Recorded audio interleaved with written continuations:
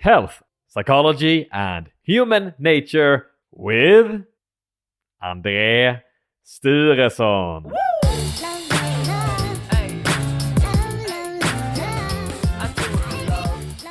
Hey friends, hope you're having a great day. Are you following me on Instagram and Facebook? Please go to Health, Psychology and Human Nature on Instagram or Facebook, or both for that matter, to get the latest episodes, inspiration and more. Please take a pause and go there. Also, if you like the episode, please share it with a friend, family member or somebody else who you think might like it.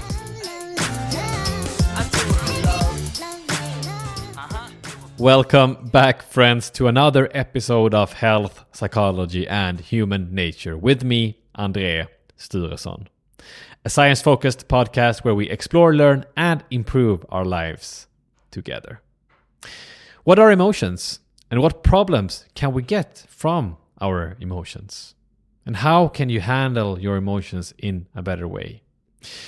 These are things that me and the Swedish clinician Kristoffer Pettersson discuss today. Kristoffer, he has specialized in experience-based methods such as acceptance and commitment therapy and also affect-focused therapy. He's the co-author of 2 Swedish books, one of which is befintligt skick. He also runs an education company called Mendeleo, which brings together lecturers in the field of applied psychology and offers further education to professionals in the human care sector. Friends, I really hope you enjoy today's episode.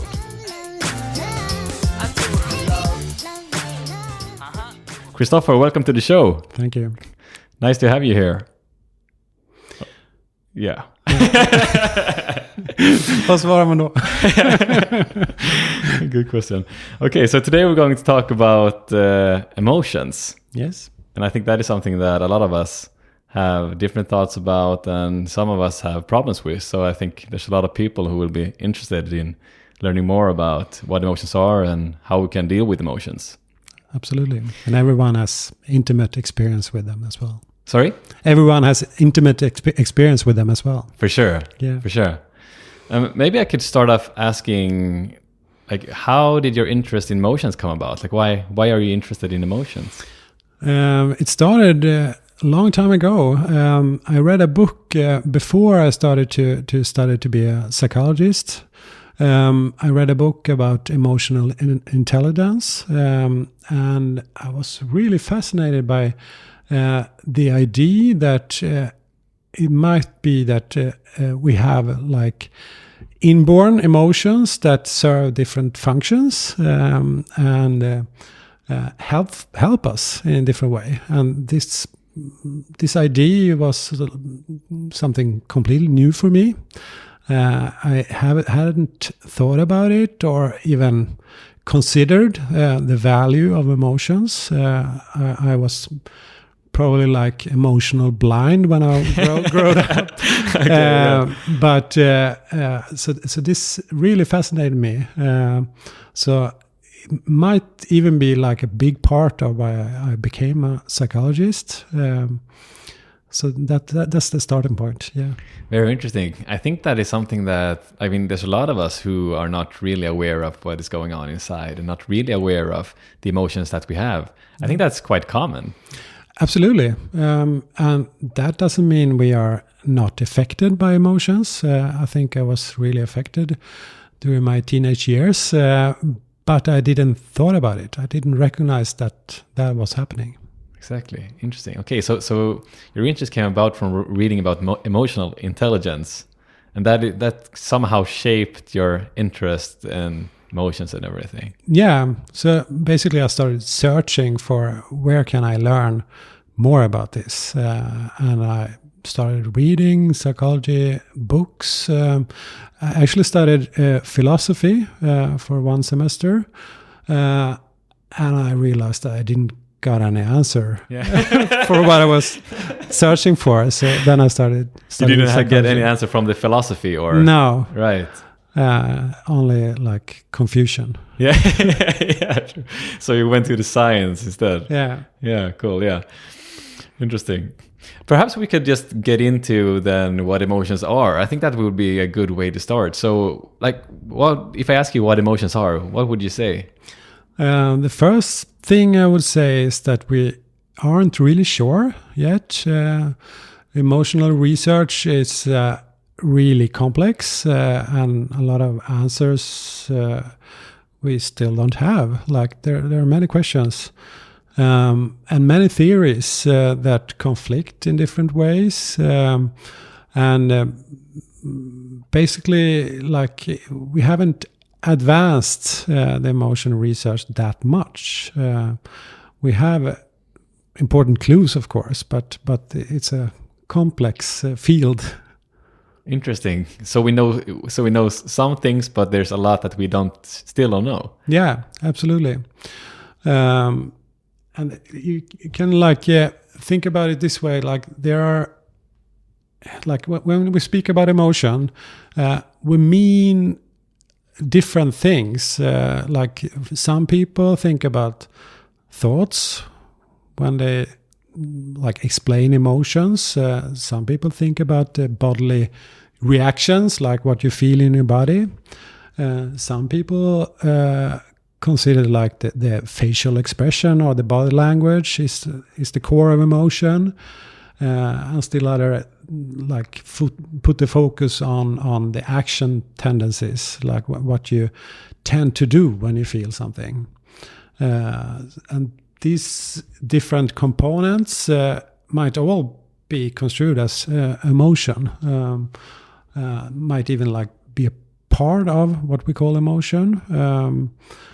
And different theories have different focus, like they pinpoint certain parts of this complex emotion system. And when we in everyday language, we might even mix them up and focus on different parts of like the emotional reaction when we talk to different people and during different times. Right. So one thing that seems to be important is that emotions it's a lot of different parts.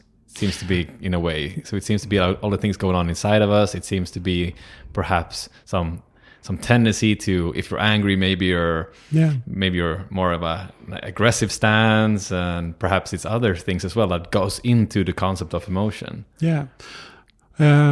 One way to think about it is emotion is like a coordinated reaction to something that is important for us. And that reaction helps us prepare in different ways. It switches our focus. It creates different bodily changes that help us act in different ways and increase the likelihood that we will respond in a sometimes helpful and sometimes less helpful way. True. Yeah. Okay. So it's kind of it's something that helps us to deal with things, almost. Yeah. If you go to like the traditional perspective of emotion, like the basic emotion perspective, there's an idea that we are like evolutionary ready. We have developed evolutionary tendencies to react in different ways to specific triggers. The most obvious example is fear, of course. Like if we are put in a dangerous situation, it's useful to react with fear to avoid the danger. And it's also useful that we can react quickly. So if we, for example, see a spider that might be harmful, it's useful evolutionary to react to that, even if the specific spider in this case is not dangerous. It's better to be on the safe side. And a lot of us have the experience that we can't really choose the emotion. it kind of happens on its own. So we react automatically, and that's the purpose if you think about it in evolutionary terms. True. Isn't it even so that perhaps, like, if you see something that resembles a snake, or if it's actually a snake, that your body reacts before you become conscious of it? Yeah. So it's like you see something that resembles a snake. It doesn't even have to be a snake, but you see it in your body. Maybe you jump, or you just go to the side, and then you're like, oh, what just happened? Oh, it wasn't a snake. It was I don't know, something else, a tube or something. Yeah, many of us have that experience. And one theory about how that comes about is that different parts of the brain process emotional stimuli different speeds. So some part of your brain reacts more quickly, and then your logical thoughts jump in and recognize it was not a snake. And it's always, I think it's better to be safe than sorry, right? Yeah, exactly. Yeah. Cool. Okay. All right. So emotions. So there's different perspectives, and emotions are some kind of, perhaps almost like systems in a way, perhaps, for being able to respond to different things that happen to us in our lives. Yeah, as I said, like one perspective is that we have basic emotion that are basically inborn and more or less hardwired that just get triggered and we react automatically. We can't choose it, and they have evolutionary purposes. And this perspective comes, of course, from Darwin, but have been developed by Sylvan Tompkins and Paul Ekman and different. And it's still a lively perspective, like it's alive and well, but it has been criticized during recent years by perspectives that put a more social constructive perspective on emotion. These perspectives tend to think that emotion basically are mostly socially constructed. There might be some basic tendencies like reacting in a positive or negative way, or like approach avoidance reactions that have basic biological systems behind them, but what we call emotions in this perspective is completely made up. So when we speak in everyday language about emotion, we tend to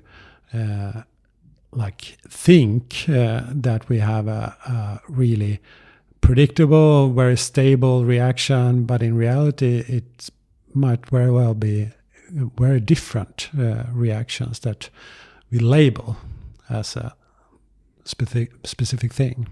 Right. Okay. So I'm just trying to get my head around this. Okay. So we have one perspective, which is more of that emotions are inborn, and it's something that we have from evolution. It's something that comes from perhaps from our biology. And then the other perspective is more that the emotions are created during life. Or I'm not really. I think I understand the first one, but the second one I can't really get my hand around. Maybe you could explain that one. Maybe I could give an example and explain that a little bit further. It's easier to explain when we consider these emotions that we tend to talk about as being self-aware. So, for example, guilt. You have the experience of guilt. Many of us knows that experience.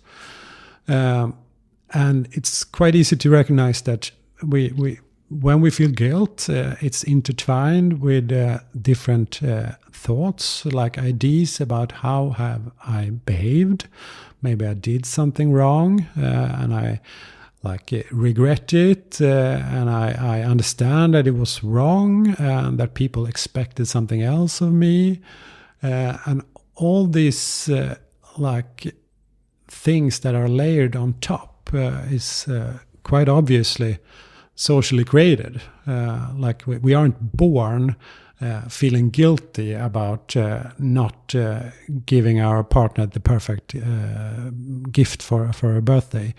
Like that's something you add on during life. But the social constructive perspective take this further, like and think about every emotions in this way. Like the more important thing about emotions is the labels, how we learn to react with our body during life. So even things like anger or fear can be thought about in the same way. Like what we experience when we experience fear is so connected to our experiences during life and how we think about it, how we have learned to interact with situations, that this is more important than whatever like inborn bodily reactions we have. So kind of that we learn during life. So during life we learn how to. I'm sorry, I'm still not fully understanding it. So it's kind of like we live our life and then we learn perhaps different rules and stuff of how things are supposed to be done and different things, and when we go against them, then we feel emotions, or? Yeah. Basically, so for example, one example, the basic emotion perspective tend to focus a lot on face, because we have this idea that emotion are expressed in the face. So it's really easy to see what someone else is feeling. But if we strip out everything except like only the face, only like the specific expression in the face, it can sometimes be hard to recognize which emotion it is. So that kind of proves that we need some context to understand emotions. So it's not as simple as a reflex that we simply can say, this is fear, this is sadness. It depends on the situation. Okay, so different situations create. So it could be that the same situation creates different emotions in different people. Yeah, absolutely, and that can have many explanations why. But from the social constructive perspective, we it's basically because we construe the situation in different ways and therefore label the emotional reaction in different ways. Right, but is the emotion,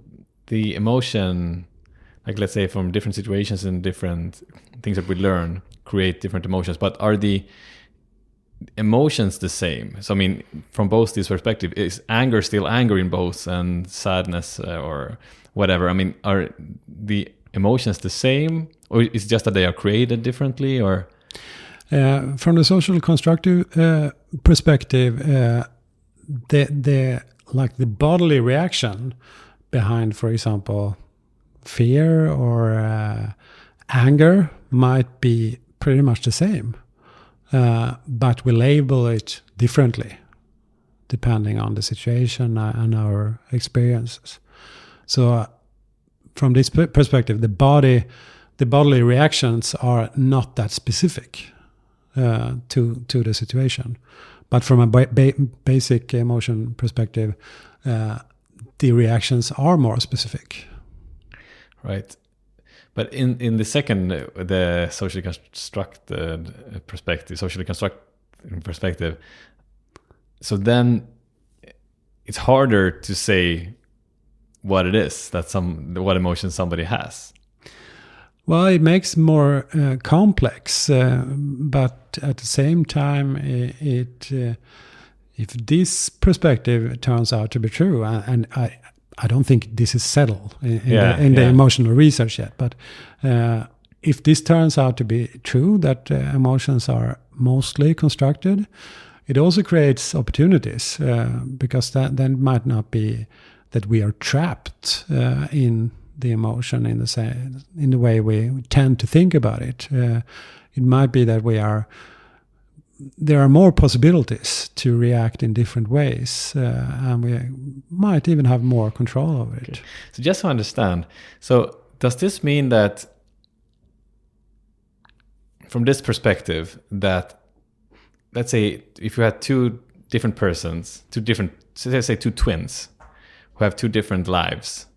So you have two different twins, and they are having two very different lives, living in a different environment, everything, that they can develop different emotions. Yeah, that they can develop different emotional patterns then.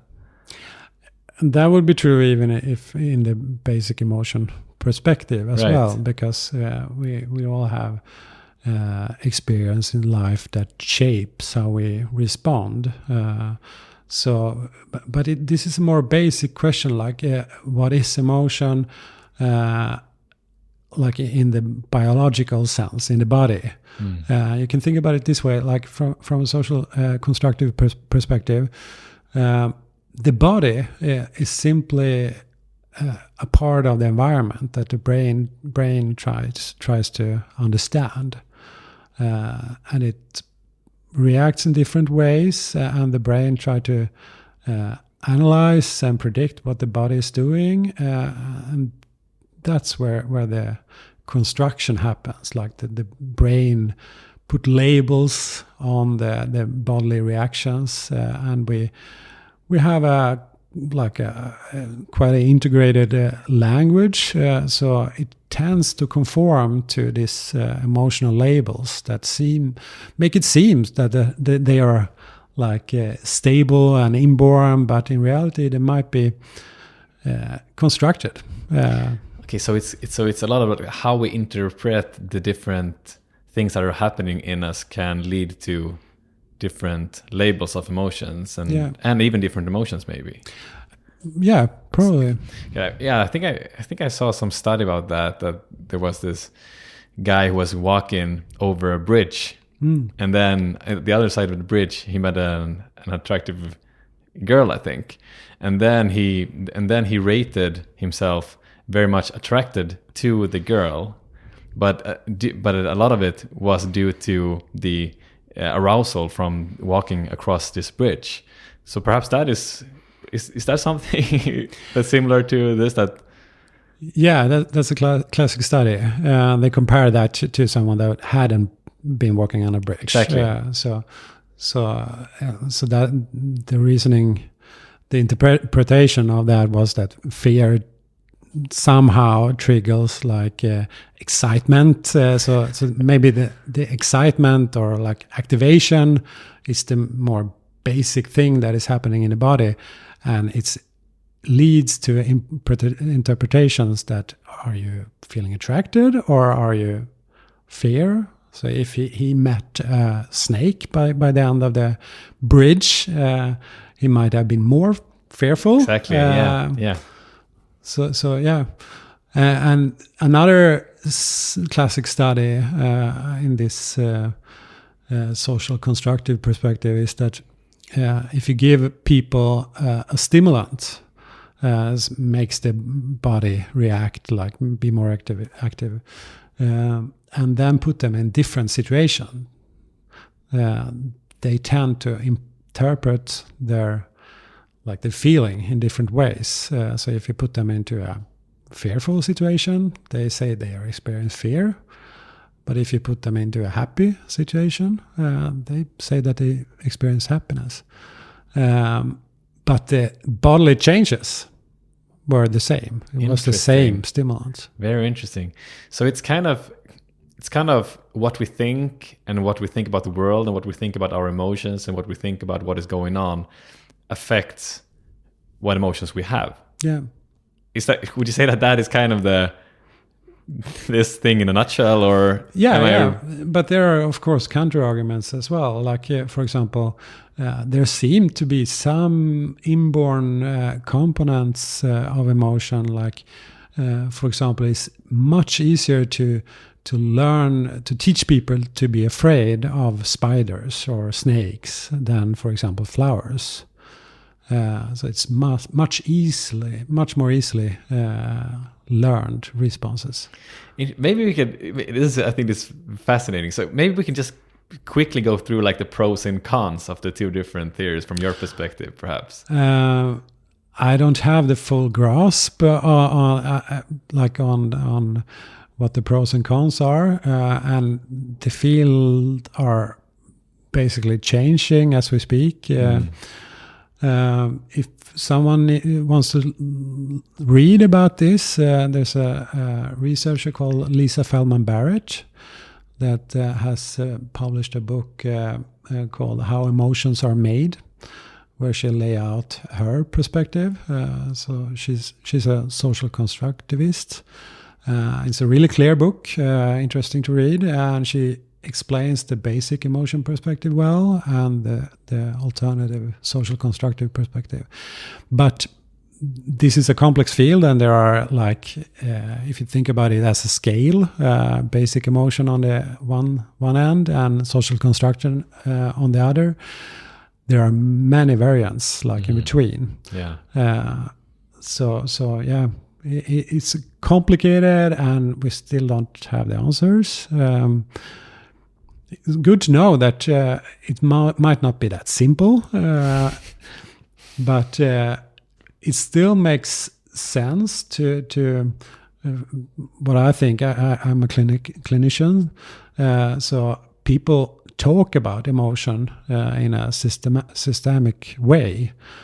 So from my perspective, I find value in thinking about emotion as quite stable, because it helps me speak with people. Yeah. And I think it helps people in everyday situation as well to not come up with a crazy unique terms for emotion, to have a stable language.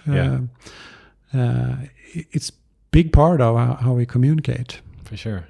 One thought that I had was if the second perspective is more true. I mean, it's hard to know exactly, and I don't know a lot about this, but then it seems if it's something that, if it is about how we interpret things and how we think about and our beliefs and things, then it's also malleable, I guess. Yeah. In a way. I mean, because we can change perhaps how we think about things, and perhaps we can change our beliefs, which then also could affect how we feel.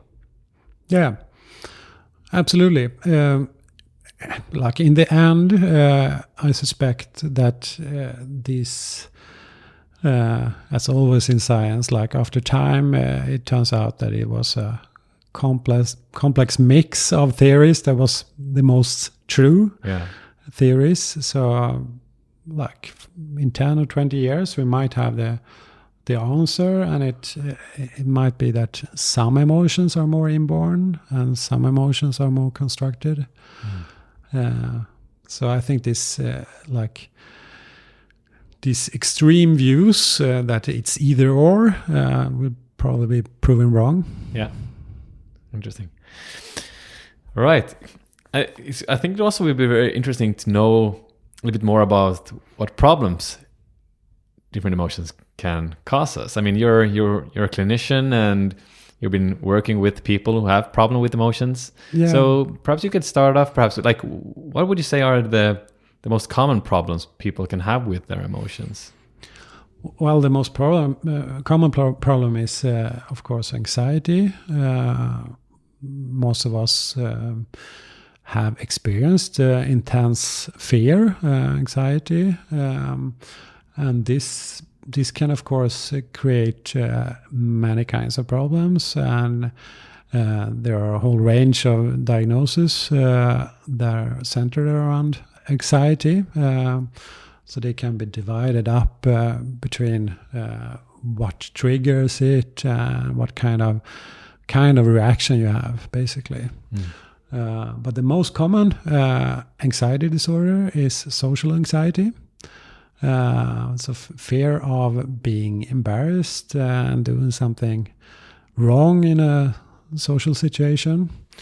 And there's also this research you might have heard about, the most common fear is public speaking. Yeah, I've heard about that. Even more than death, I heard. Yeah. And that's fascinating. So it's something people fear a lot. So fear is, I would say, like the most common one. And a close second is probably depression. And depression is can be thought about in different ways. But one perspective I find helpful is to think about it as a lack of emotion. So a lack of something that gives you energy, like inspiration, interest in something. So a really common thing when you are depressed is that you want to stay inside, like stay in the bed all the time. And it's quite easy for people to say that staying in the bed all the time leads to a quite empty life, lacking of many things that you find give value or give you something in your life. Yeah. All right. So fear, anxiety, depression, those are probably seems to be the most common ones. Yeah. But like, what other problems can be caused by? Like, we can think about this in different ways. Like you could, for example, think about there might be a sensitivity problem, like you react too much to something or too little. Right. So, for example, in anxiety, the problem is you react with fear to things that really aren't dangerous.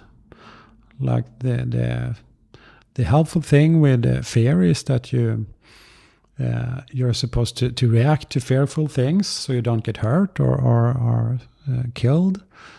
But when you have an anxiety disorder, you react inappropriate or too much, even to things that aren't dangerous. For example, someone might be afraid of elevators. They are pretty safe. There's really no reason to be terrified of elevators, but a lot of people are. Right. Perhaps also using like the airplanes. Yeah. I mean, like from a statistical point of view, it's very safe, but it's still a lot of people who have problems with flying. Yeah, absolutely. Yeah, statistically, it's one of the safest places to be. Yeah. Even safer than the road almost, right? Yeah, I mean, you can get hit. Definitely. It's more likely that you get hit by a car than you will crash with an airplane. Yeah, you're probably not as safe in your home as well. Yeah. Well, not good for you out there. Yeah, that's true. Okay, so there's these two. So you can be too sensitive. So you can have like an over reaction to something that is actually quite safe. Yes. All right. And the other thing, unsensitive, or not reacting to things that might be useful to react to. For example, like lack of fear of walking across a busy street, or like inability to feel joy when you meet people, like reactions that might be helpful or like pleasurable. You simply don't have. And people come to psychotherapy complaining about both those things, like feeling too much, feeling too little. Are there any other things? So sensitivity can also be other stuff as well? If you follow this path, think about inappropriate or appropriate reactions. We might think about like we might react in an appropriate way, but not react too much. So it's problem with intensity of the reactions. So, for example, we might have a panic attack when we meet a snake out in the forest, and if you live in a place where there are possible dangerous snakes, it's appropriate to be quite careful. Of course. So a bit of fear is helpful in that situation, but to get a panic attack and like have trouble breathing and like blurry vision and all these things might not be helpful actually. Right. So that might be a too strong reaction for the situation. Especially if you're perhaps home and there's this little house spider walking by who is really, really non-dangerous. Yeah, And you still get I mean, and that's also very common, right? I mean, there's a lot of people who get quite severely scared when they see like a house spider. Yeah, absolutely. And if you think about like the more extreme cases, if you have been to trauma, you might develop post-traumatic stress disorder. So you might react really hard to like quite subtle things. So if you, for example, hear a loud noise during night, you might think it's a attack from someone, but it might be still something you need to check out, but it might not be that extreme as your reaction suggests. Right. So we talked about being too sensitive, we talked about reactions. Is there anything else also? Yeah, we can also consider the behavior that the emotion is connected to the emotion. And there you can also like have behavior responses that are helpful or not helpful. So for example, you might do something that you really don't want to do, but you feel kind of forced by the emotion, like you feel that you have to do something. So for example, many people avoid emotions and are like extremely committed to avoiding emotions. So for example, drinking lots of alcohol when they are feeling sad or depressed. And the complicated thing with this is that it usually helps in the short term. Yeah. It kind of gives you some relief, or like you drink alcohol to be able to go to that party that you are a bit apprehensive about.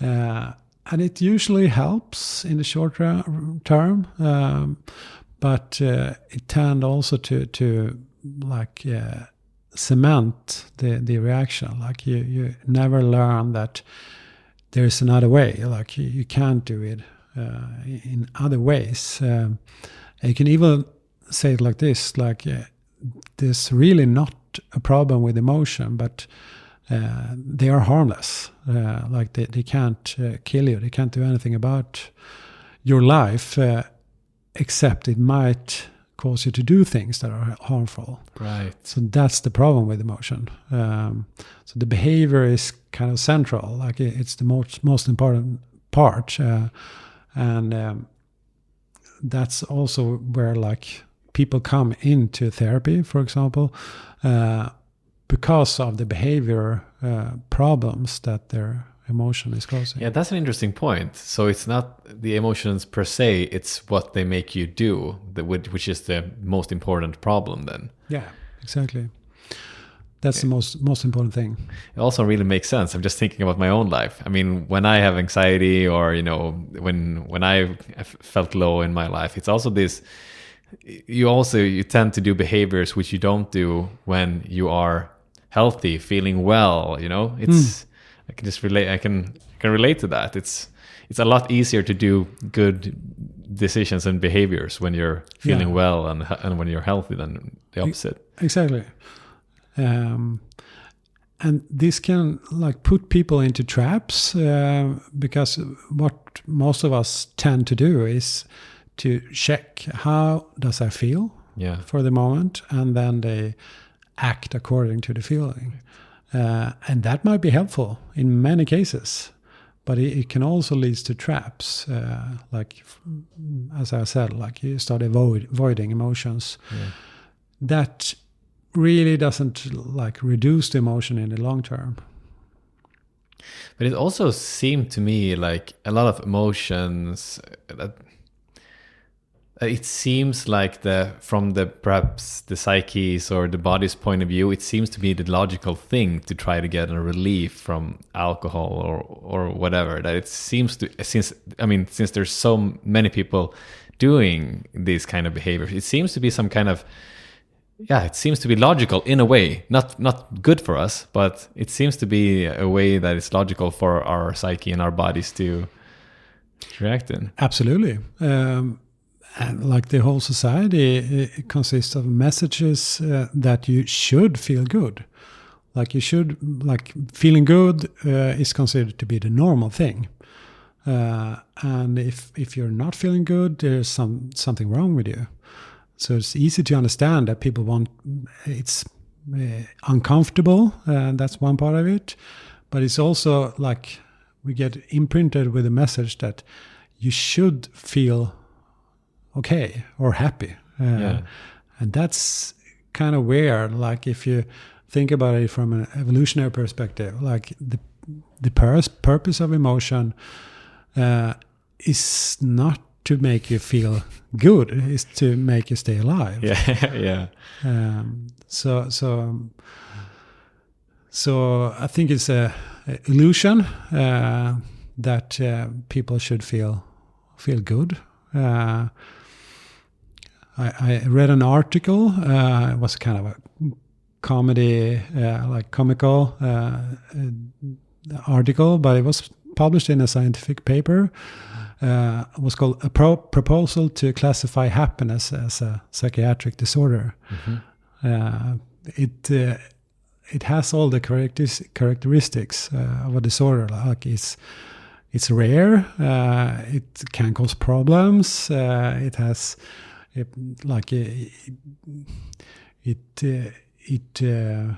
It's troublesome for people around you if you're happy all the time. And you're basically weird if you're feeling happy all the time. Interesting. I was also thinking that, again, from like what we discussed before about what you think or feel, or maybe what you think about your emotions seem really to be crucial then, in a way. It seems like, so if you really don't want to be feeling sad or anxious or whatever, then that adds to you being anxious or sad or whatever. Yeah, it creates this kind of struggle with the emotion. But I would say, like, even if thoughts are important, the behavior is even more important. Like a lot of people say that I know I shouldn't avoid emotion, but I do anyway. Yeah. So the behavior is even more important. Interesting. So perhaps we can also get into like what we can do about our emotions. Yeah. So there are of course like many ways to deal with emotions, and whole psychotherapy schools are based on different ideas about how to deal with emotions. So we can't go through a lot of that, but some general pointers what you could do might be helpful. So one first like basic thing that might seem like too basic or too obvious is to simply try to be aware of what you're feeling. Try to like put labels on it, try to describe it. You can maybe take notes in a diary or something. It helps you to like develop a language, way to recognizing your emotions and like put words into nuances and like make it clearer. What you have words for is easier to see. So and that holds true for emotions as well. Why is it important to know what emotions you have? Because what makes emotions powerful is that they can be like kind of unknown. It can be like an invisible force that push you around. By getting to know that force, it gets more predictable. You can see it clearly. You can recognize it, compare it, think about it. So it makes it more. You increase your freedom around it, you could say. Right. Okay. So when you know what is going on, then it's almost like if there's a bully, and if you know that the bully is there, then it's easier to react to the bully in a better way. But if you don't even know that there's a bully that are bullying you, then perhaps it's harder to do anything about it in a way. Yeah, in a way. Another example from my own home,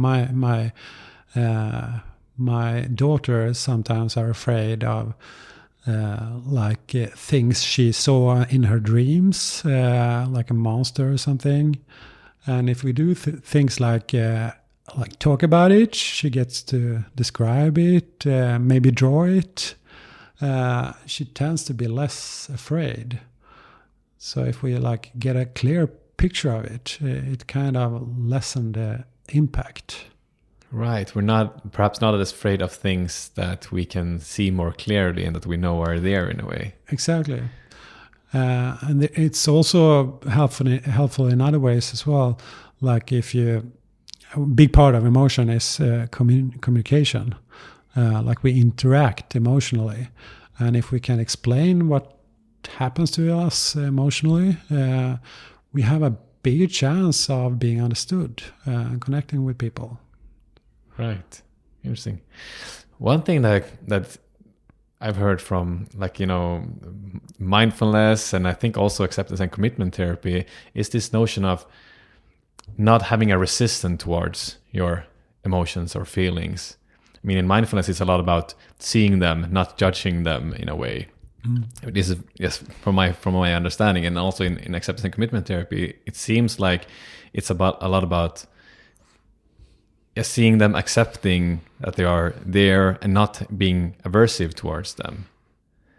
Would you say that is an important aspect to emotions as well? Is that one of the important things when it comes to handling emotions? Absolutely. It's one of the important things because it contradicts the problem I described before. Like if you're constantly avoiding emotions, you kind of give them power. So if you only accept them or stay in contact with them and not change them in any way, it kind of destroys the struggle, or it creates more peace inside you.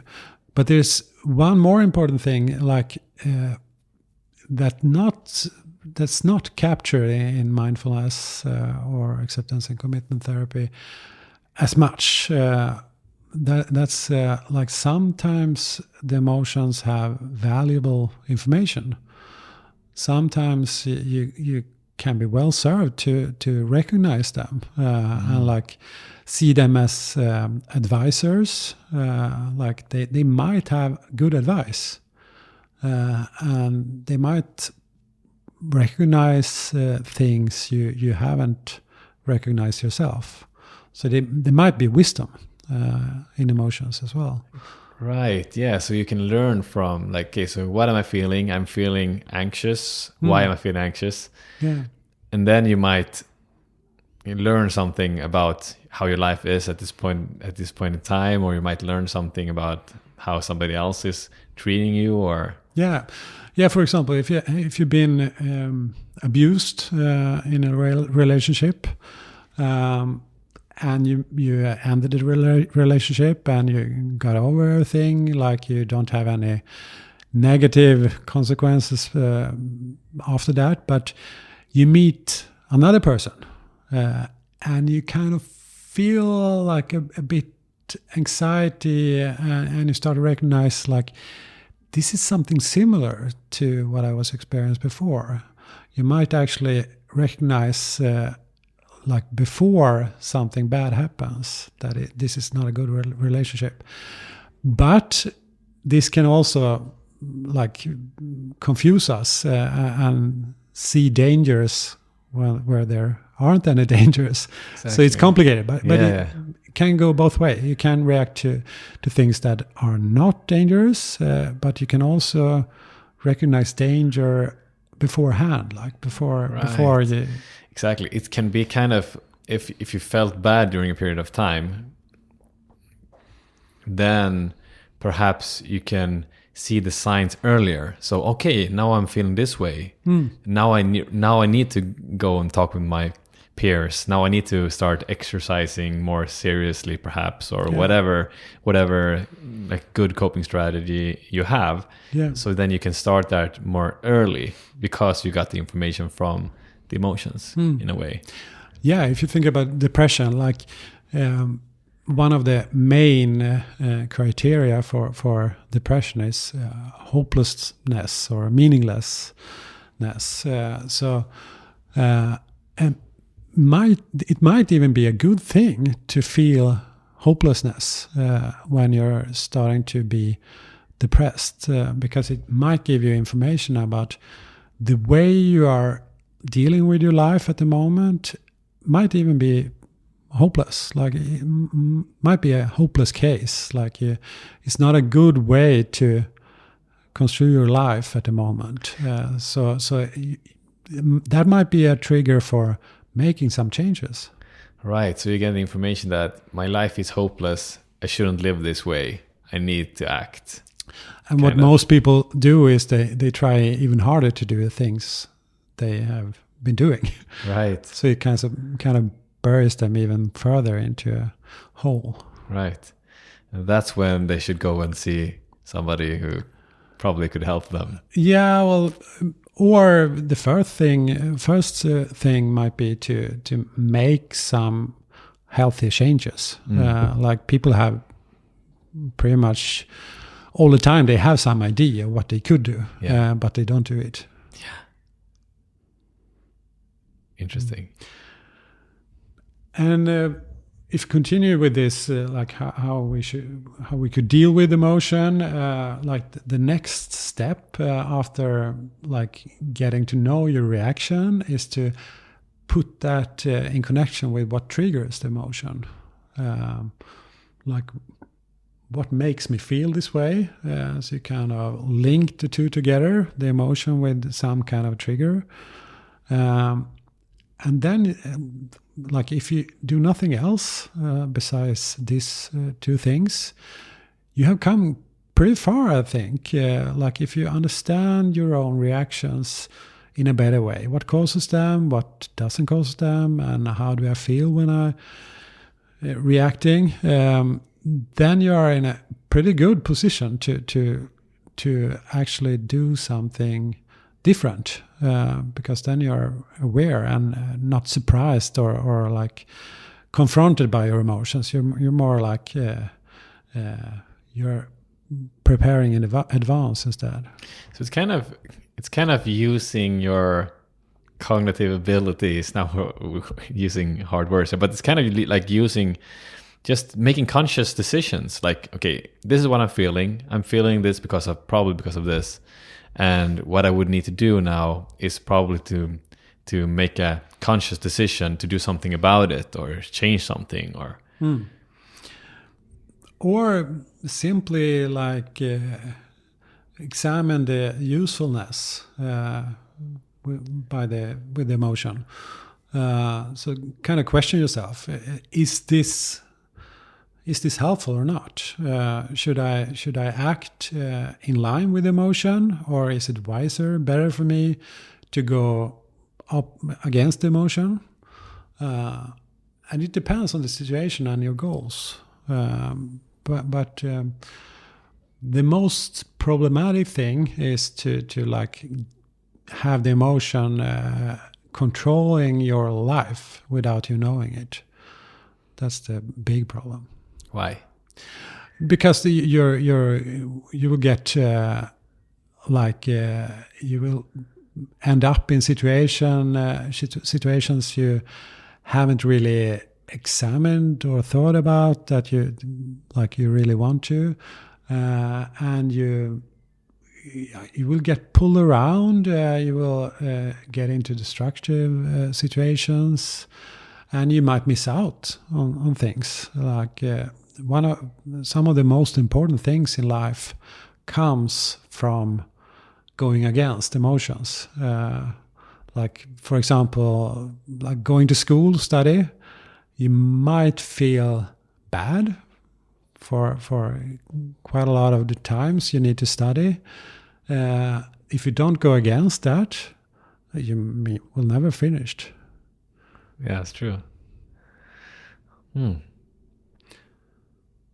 Okay, so it's knowing your emotion, and it's also trying to figure out what it is that is caused emotion. And then there's also the third point that you mentioned, which seems to be kind of, is this emotion, should I act on this emotion? Exactly. And so how do you know if you should act on an emotion or not?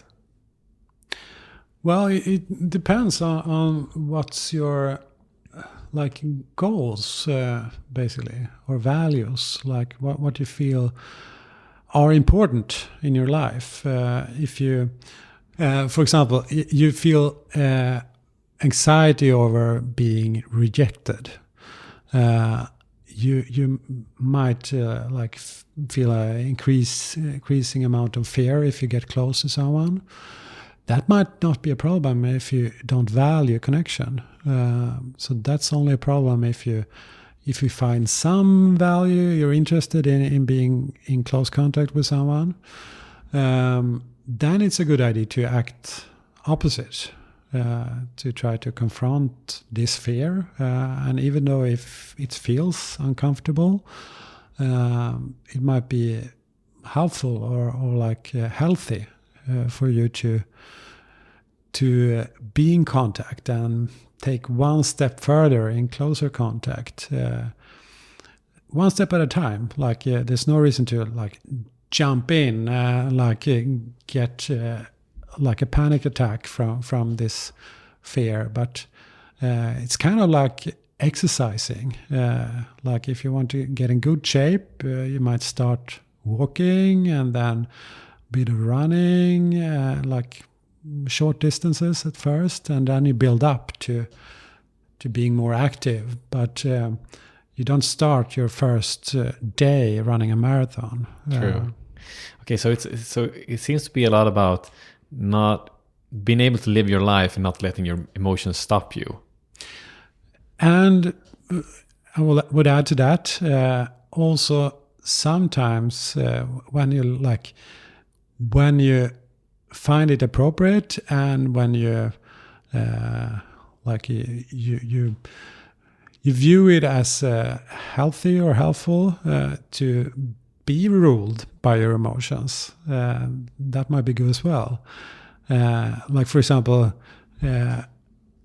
running down a hill screaming with joy is probably something fun and nice to do, but a lot of people don't do it because they are so controlled.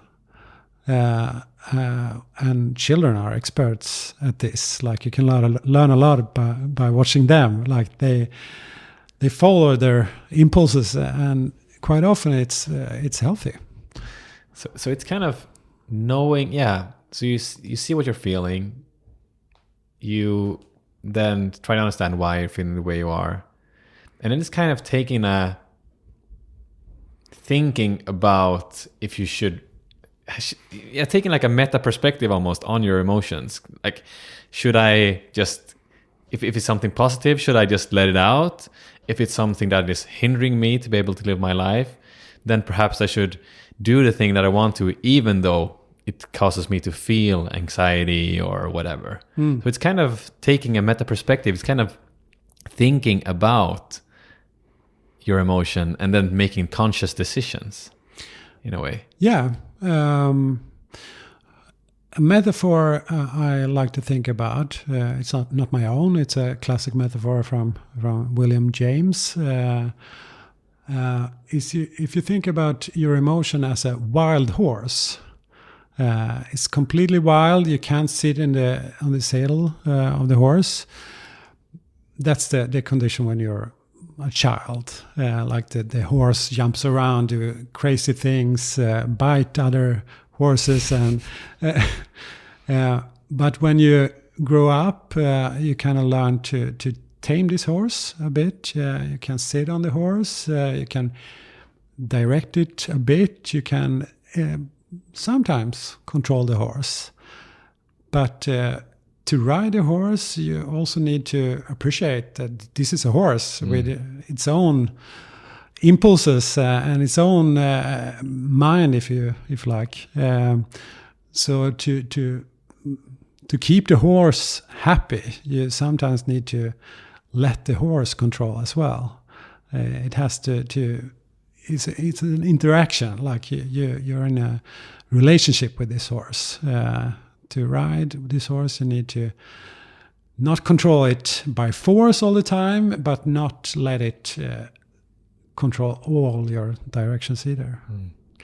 Would you say, like, in a very simplified way, if you look at the brain, it's kind of the rational part and the emotional part, in a way, if we just oversimplify it even more than would you look at it in that way? So it's kind of like the horse being more the emotional part and the rider being more the rational part, in a way. Yeah, that's one way to view it. And as you said, of course, it's really complex. Yeah. So it's oversimplified, of course. But this is like a common way to view it in society. And I think many people connect with this picture as well, like that there's a constant struggle between the logical and the emotional part of us. Yeah, interesting.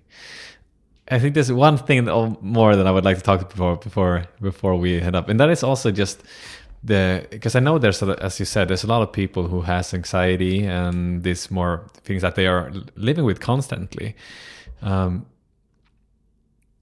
would you say are the best ways to be able to handle or to relate to or to be able to live with having anxiety, for example, anxiety in your life? Is there any way to mitigate that or help with that? Well, if you look at the treatments for anxiety disorders, it basically has these components I was talking about, like getting to know the emotion and understanding what causes it, and examine how you want to behave if the behavior causes problems. So I think that's the most important parts. Maybe I would add that like understanding that anxiety is not dangerous in itself. Like that can be really helpful for many anxiety patients. And this, what I said before, like the problem is not the emotion. The problem is what kind of behavior it causes. Right. And that perspective is quite often a new thing for people. Many people have this idea that the anxiety is the disease, and I need to control it, get rid of it, abandon it from my life, and then I will come out healthy, no anxiety for the rest of my life. And that's usually not the case. Yeah. If you would like to learn more about this stuff, learn more about how to handle emotions or learn more about emotions, do you have any tips on web pages or other books except the one that you mentioned before, or anything else? Yeah, there's a really nice webpage called The Emotion Compass, where you can learn. It's more from this basic perspective I was talking about, but emotioncompass.org. That's a really user-friendly interface. You can click what you want to use it for. I want to learn more about my emotions, want to learn more about my relationships, and then you get to read quite helpful texts. But there are, of course, many books that might be useful. One book I know many people like is called Living Like You Mean It.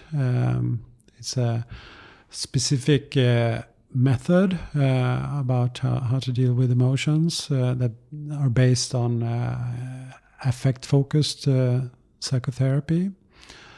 Paul Ekman has really nice books that are aimed at a general population about what is emotion, basically.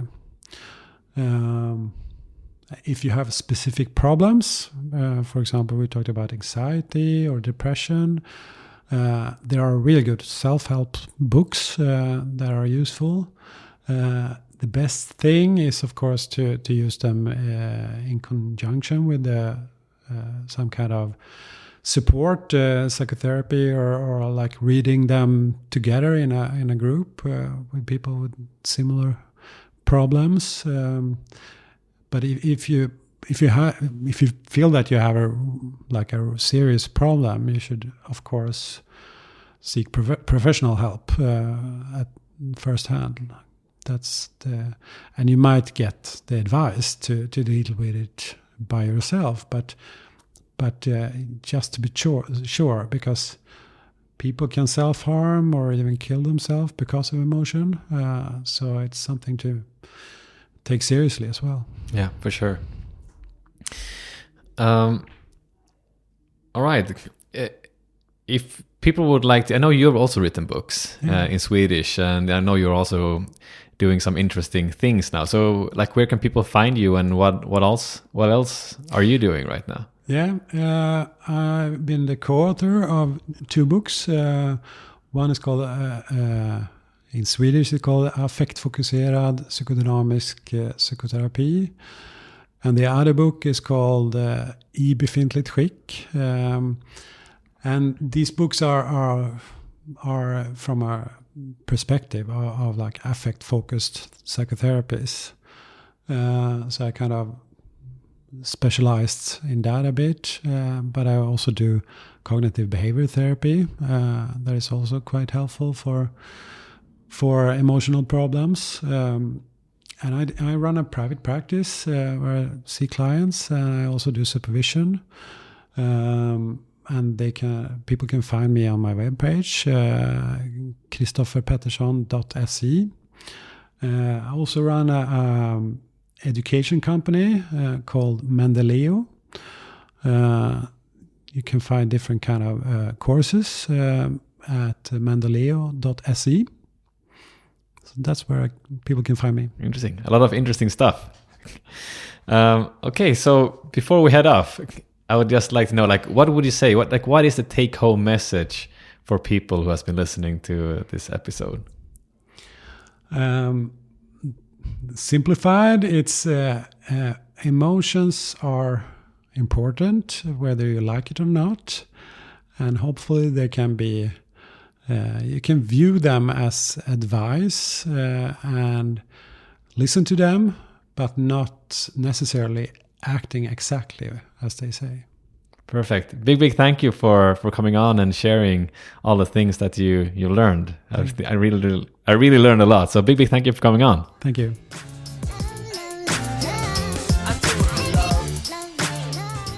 Hope you enjoyed the episode.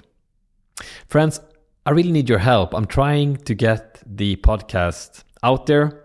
So I was wondering if you could help me by leaving a positive rating and a review on your Apple device or the podcast player that you're using, as well as subscribing to the podcast.